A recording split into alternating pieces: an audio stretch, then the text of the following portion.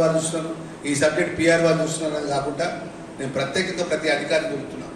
ఈ జిల్లాకు సంబంధించినటువంటి శ్రీ లక్ష్మీనరసింహస్వామి బ్రహ్మోత్సవాలు, ఈ బ్రహ్మోత్సవాలకు కూర్చున్నటువంటి అధికారులకు, అన్ని శాఖల అధికారులకు మన జిల్లా కలెక్టర్ గారి యొక్క ఆధ్వర్యంలో కూడా ఎక్కడ కూడా ఇబ్బంది జరగకుండా సమన్వయంతో పనిచేయాలి తప్ప మాకు సంబంధం లేదని కూడా ఎవరు కూడా అధికారులు ఉండద్దని చెప్పి మనం చూస్తున్నాం.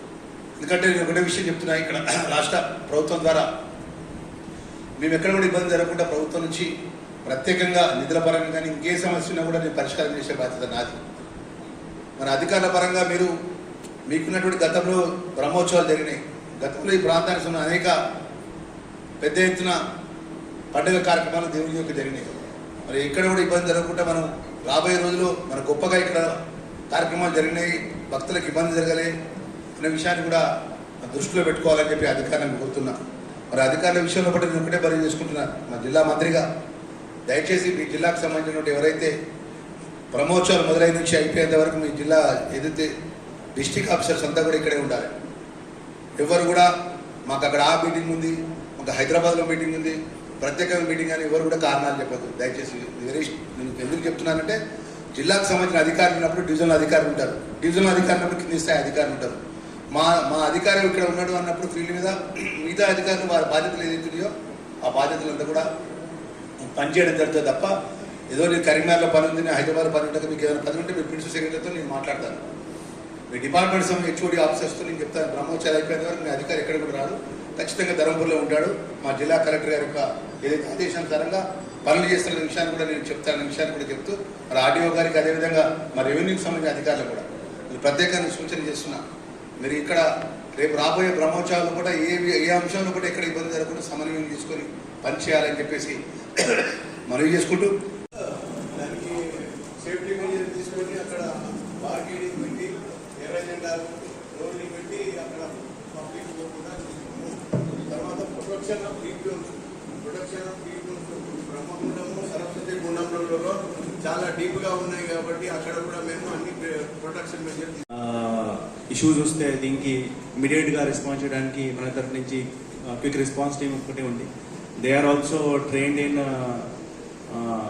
ఈ స్విమ్మింగ్ అండ్ ఏదైనా డిజాస్టర్ వస్తే దీనికి ఎట్లా రెస్పాన్స్ ఇవ్వాలా దీనికి కూడా వాళ్ళు ట్రైన్ అయ్యారు. ఆ టీంకు కూడా మనం ఇక్కడ డిప్లాయ్ చేస్తాం. పబ్లిసిటీ మరియు ఫ్లెక్సీ బ్యానర్ల ద్వారా ప్రచారం చేస్తున్నాం సార్.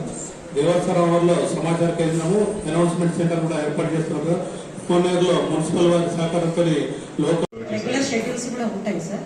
వాటితో పాటు అదనంగా ఒక 10 వెహికల్స్ నైట్ టైంలో కూడా ఎక్కువ ఉంటుంది కాబట్టి నైట్లో కూడా నైట్ అవుట్స్ ఏర్పాటు చేస్తాం సార్.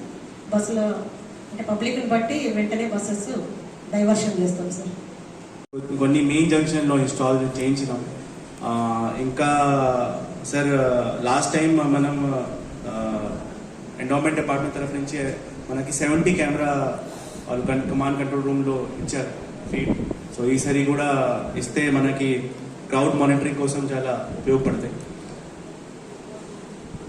ఇంకా కొన్ని స్పెషల్ టీం కూడా పెడుతున్నాం.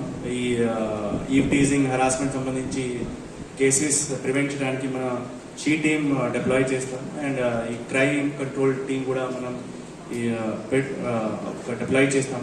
ఏదైనా పిక్ పాకెటింగ్ వాళ్ళు థీఫ్ ఇలా వస్తే వాళ్ళకి ఐడెంటిఫై చేయడానికి. డిఎం జగిత్యాల సార్, మేము ప్యాసింజర్స్ ట్రావెలింగ్ కొరకు ఒక 10 వెహికల్స్ అరేంజ్ చేస్తాం సార్. ఎటువంటి ప్రత్యేకంగా బస్సులు కేటాయిస్తాం సార్. ఇక్కడ మాకు ఏడీసీలను పెట్టడం జరుగుతుంది సార్. డే షిఫ్ట్లో నైట్ షిఫ్ట్లో ప్రత్యేకంగా మేము పెట్టేసి బస్సులు అంటే పబ్లిక్ ఎటువంటి ప్రాబ్లం రాకుండా వాళ్ళని ట్రాన్స్పోర్ట్. ఎన్ని బస్సులు ప్లాన్ చేస్తున్నారు? లాస్ట్ టైం ఎన్ని బస్సులు ప్లాన్ చేస్తారు? ఈసారి ఎన్ని బస్సులు ప్లాన్ చేస్తున్నారు? ఏ రూట్ లో ప్లాన్ చేస్తున్నారు? తో పాటు వస్తాయి సార్. అదేవిధంగా 2 ఎక్స్ట్రా ట్రాక్టర్స్ కూడా తీసుకుంటున్నాం సార్. ఇప్పుడు మా దగ్గర ఆల్రెడీ 2 ఉన్నాయి. సో ఆ 2తో పాటు 4 వాటర్ ట్యాంకర్స్ కూడా ఉన్నాయి. రెగ్యులర్గా వాటర్ ట్యాంకర్స్తో పాటు వాటర్ సప్లైస్ కూడా చేస్తాం సార్. ఇంకొక 10 చలివే అందరికీ భోజనం కూడా ఏర్పాటు చేయడం జరిగింది. అందరూ కూడా ప్రసాదంగా స్వీకరించి వెళ్లాల్సిందిగా కోరుతాను.